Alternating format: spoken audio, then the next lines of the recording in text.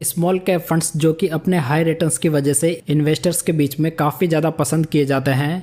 यदि पिछले 10 सालों की हिस्ट्री भी देखें तो यहाँ पर Nippon India small cap fund, SBI small cap fund और एक्सिस स्मॉल कैप फंड्स जैसे फंड्स का वर्चस्व रहा है। लेकिन देखा जाए तो अब इन फंड्स की जगह Motilal Oswal small cap fund और बंधन स्मॉल कैप फंड्स जैसे फंड्स ने ले ली है।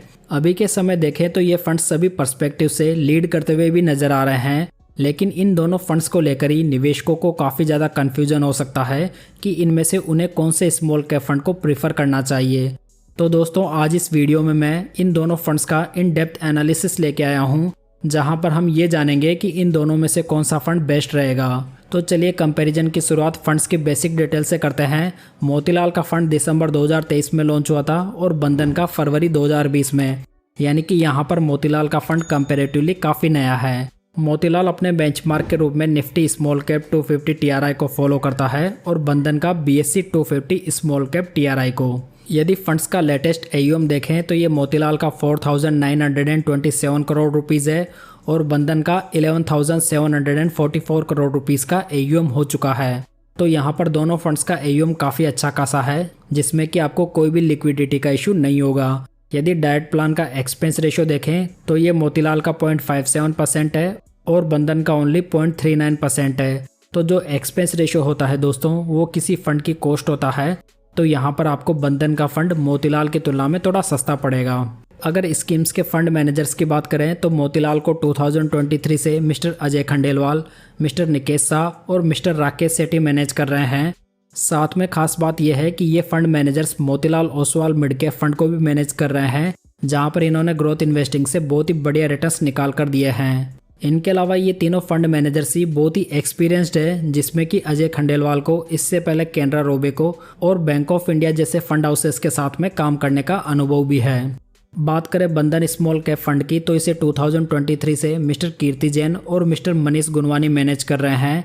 वैसे देखा जाए तो ये दोनों फंड मैनेजर्स भी काफ़ी ज़्यादा एक्सपीरियंस्ड है, लेकिन दूसरी ओर फंड ने अपने लॉन्च के कुछ टाइम में ही फंड मैनेजर्स को रिप्लेस कर दिया है, जो कि फंड स्टेबिलिटी के लिए इतना बढ़िया नहीं माना जा सकता।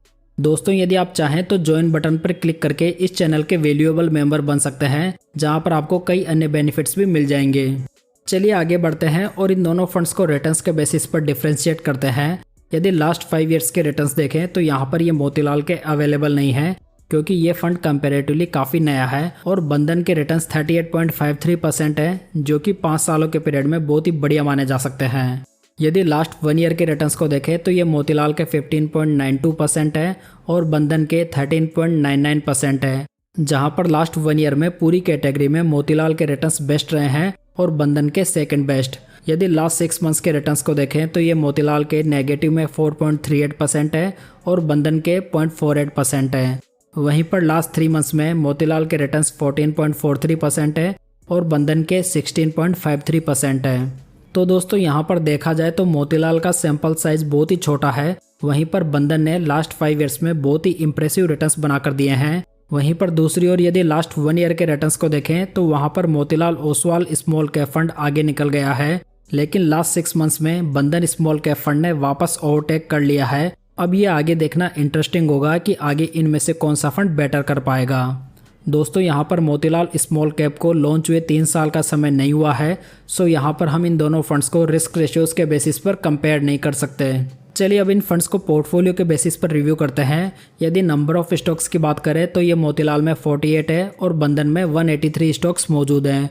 टॉप 10 स्टॉक्स का वेटेज देखें तो ये मोतीलाल का 29.06% है और बंधन का 19.77% है। तो यहाँ पर मोतीलाल का फंड थोड़ा कॉन्सेंट्रेटेड पोर्टफोलियो बनाकर रखता है, वहीं पर बंधन स्मॉल कैप फंड ने काफ़ी ज़्यादा डाइवर्सिफिकेशन लिया हुआ है। यदि पोर्टफोलियो का पीबी रेशियो देखें तो ये मोतीलाल का 5.60% है और बंधन का 2.48% है। पी रेशियो की बात करें तो ये मोतीलाल का 36.10 है और बंधन का 18.83 है। तो यहाँ पर देखा जाए तो बंधन स्मॉल कैप फंड मोतीलाल की तुलना में काफ़ी कम वैल्यूएशन पे ट्रेड कर रहा है, जबकि मोतीलाल बंधन से 2 गुना वैल्यूएशन पे ट्रेड हो रहा है। यदि इन दोनों फंड्स का प्रेजेंट कैश होल्डिंग देखें तो ये मोतीलाल का 12.41% है और बंधन का 12.94% है। तो यहाँ पर इन दोनों फंड्स ने लगभग एक ही समान केस में पैसा होल्ड किया हुआ है, जो कि इन्हें अपॉर्चुनिटीज़ को ग्रैब करने में मदद कर सकता है। यदि इन दोनों फंड्स का टर्नओवर रेशियो देखें तो मोतीलाल का ये 59% है और बंधन का 45% है। टर्नओवर रेशियो ये बताता है दोस्तों कि फंड मैनेजर पोर्टफोलियो स्टॉक्स में एक साल में कितने चेंजेस करता है। यदि ये चेंजेस कम हो तो ये पोर्टफोलियो स्टेबिलिटी के लिए बढ़िया माना जा सकता है। तो यहाँ पर यदि देखा जाए तो दोनों फंड्स का टर्नओवर रेशियो एक ही जैसा है, जहाँ पर ये दोनों फंड्स पोर्टफोलियो में बहुत ज़्यादा चेंजेस नहीं करते हैं। आप यहाँ पर इन दोनों फंड्स का एसेट एलोकेशन भी देख सकते हैं, जहाँ पर इन दोनों फंड्स ने लगभग एक ही जैसा सेक्टर एलोकेशन बनाया हुआ है, जो कि लगभग कैटेगरी एवरेज के आइडेंटिकल भी है। वहीं पर बात करें टॉप सेक्टर्स की तो मोतीलाल ने capital goods, services, financial, consumer और हेल्थ केयर में हाईएस्ट एक्सपोजर लिया हुआ है।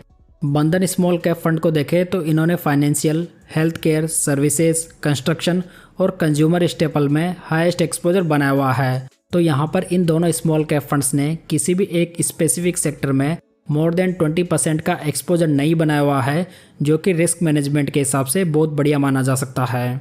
दोस्तों आप यहाँ पर इन दोनों फंड्स के टॉप 20 स्टॉक्स की लिस्ट को देख सकते हैं, जहाँ पर इन दोनों फंड्स ने किसी भी एक सेक्टर में मोर देन 5% का एक्सपोजर नहीं लिया हुआ है। किए गए एनालिसिस के बेसिस पर देखा जाए तो दोनों फंड्स ही बहुत ही बढ़िया दिखाई दे रहे हैं। हालांकि दोनों फंड्स की स्ट्रेटजी में अंतर जरूर है। जहां पर मोतीलाल कॉन्सेंट्रेटेड पोर्टफोलियो रखता है, वहीं पर बंधन के पोर्टफोलियो में बहुत ज़्यादा स्टॉक्स मौजूद हैं। साथ ही यहां पर बंधन का ट्रैक रिकॉर्ड कंपैरेटिवली बड़ा है, जहां पर वो अच्छा भी कर रहा है। वहीं पर मोतीलाल ओसवाल को लॉन्च हुए इतना ज़्यादा टाइम नहीं हुआ है, तो यहाँ पर न्यू फंड एज रिस्क मौजूद है, जिसमें कि फंड की स्ट्रेटजी पर डाउट रहता है कि फंड लॉन्ग टर्म में उस स्ट्रेटजी को सही से फॉलो कर पाएगा या नहीं। साथ ही Motilal Oswal small cap fund काफ़ी ज़्यादा वोलेटाइल सेंसिटिव है, यानी कि यदि मार्केट नीचे की ओर आता है तो ये फंड काफ़ी तेज़ी से गिर सकता है, जैसा कि हमने Motilal Oswal mid cap fund के साथ में भी देखा है, क्योंकि वहाँ पर भी ये तीनों फंड मैनेजर्स ही मौजूद हैं। तो दोस्तों यहाँ पर पास्ट के रिकॉर्ड के हिसाब से देखा जाए तो यहाँ पर बंधन स्मॉल कैप फंड बेटर दिखाई दे रहा है। वहीं पर फ्यूचर पर्सपेक्टिव से देखा जाए तो वहाँ पर Motilal Oswal small cap fund के बेटर करने के चांसेस थोड़े ज़्यादा दिखाई दे रहे हैं। तो दोस्तों ये थी आज की इन्फॉर्मेशन। यदि आपको ये पसंद आई हो तो वीडियो को लाइक, कमेंट और शेयर जरूर कीजिएगा। साथ ही चैनल को सब्सक्राइब जरूर कर लीजिएगा। तो चलिए दोस्तों फिर मिलते हैं किसी नई जानकारी के साथ।